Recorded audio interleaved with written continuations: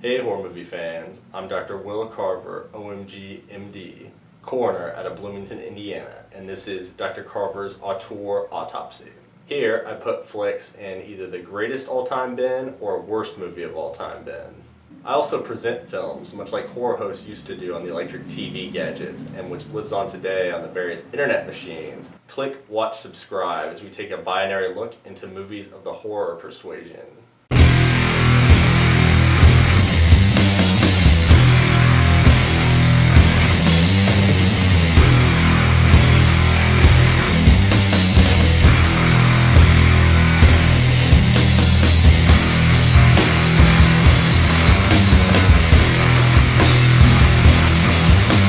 Tobe Hooper died a couple of weeks ago, and in honor of his work, I'm going to look at one of my favorites of his, the Funhouse.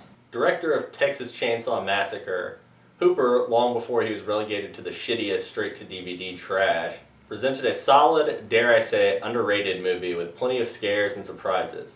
I used to listen to a lot of DVD commentary, and his and Gunnar Hansen's on Chainsaw was one of my faves. For all of you into that perfectly crafted piece of horror, you should check it out.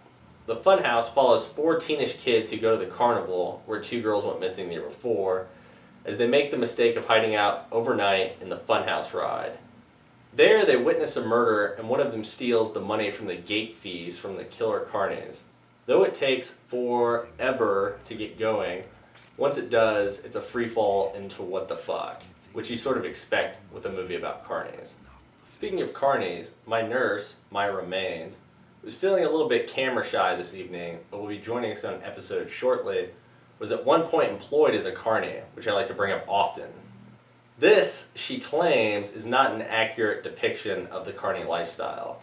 So keep that in mind when you give this the old viddy. Now for the goods.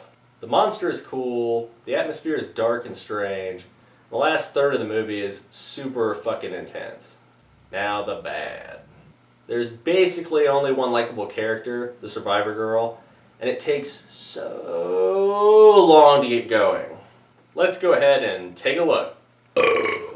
The gist of the first half hour or so runs thus. We see a girl who's going on a date with her boyfriend, who is sort of a loser, to the murder carnival.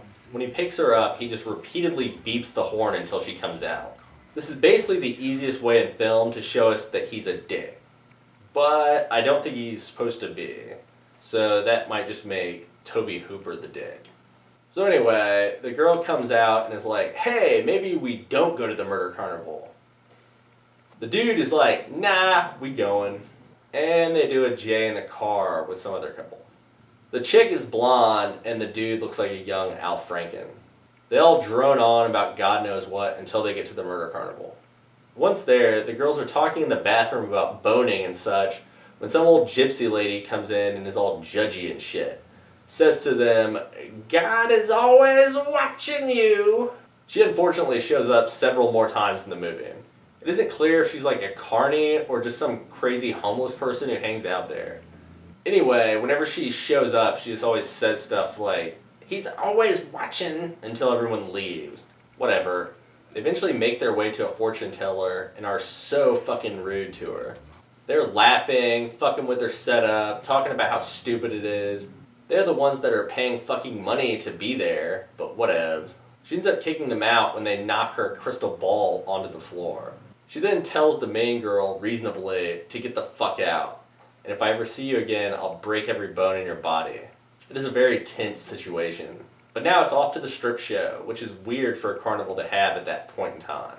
Here we get naked ladies, some subtle racism too. The talker starts quoting Al Jolson in The Jazz Singer. Fuck that guy.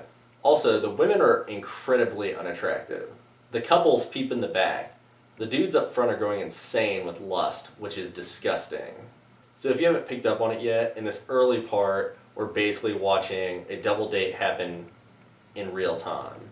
I'm sparing you like 3 other places they stop by before they finally get to it. Throughout all this stuff, we keep seeing a guy in a Frankenstein costume who is all over the place. He ends up being the monster at the end, and his main job is working at the Funhouse. One of the idiot dudes proposes that they stay the night in there, which seems like a great idea. They make this decision without any input from the main girl whatsoever. Obviously, this is not a good idea and the point where things start to go off the rails. We see the foursome get on the ride, escorted by the guy in the Frankenstein costume. As they approach, they pass the maybe homeless gypsy lady eating out of the trash.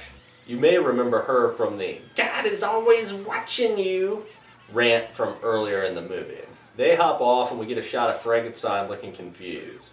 Eventually the park shuts down with the foursome still in the funhouse.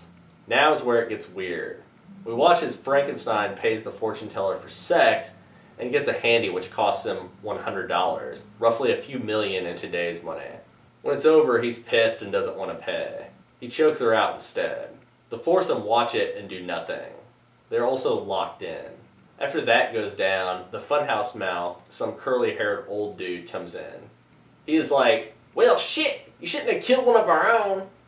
And $100 for a handy, that's outrageous." He goes to put the money back in the cash box and sees the rest is missing. He's surprisingly cool with all this until he sees the money is gone. Frankenstein totally freaks the fuck out here. He jumps around and hits himself in the face and shit. Then his mask pops off. It's fucking disgusting. He looks like a cross between a generic alien, a vampire, and one of the dead from the Evil Dead. Come to find out, this thing is a child murderer. It also turns out that Al Franken was the one that stole the money. Bitch. He drops his lighter too. Fuck this guy. The freaks know that someone else is in there now. And like Donkey Kong, it is fucking on. Check it out to find out what happens. So that was Funhouse. Comment below to let me know what you think of this Tobe Hooper gem. Tune in next week when I'll be discussing another far out flick in Detention. One of my favorite of the last decade or so.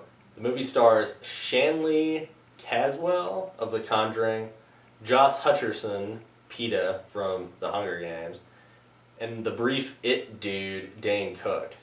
Also, look for a bonus episode where I'll be discussing It, which is so hot right now. And finally, at the end of the month, I'll be presenting my first movie, an odd little film from 1967 called Creature of Destruction. Here, I will be presenting the flick and cutting in and doing a little bit of commentary here and there, and also just sort of doing little skits. Please take a second to subscribe. This is Dr. Carver signing off. And if I see you, it's not a good thing.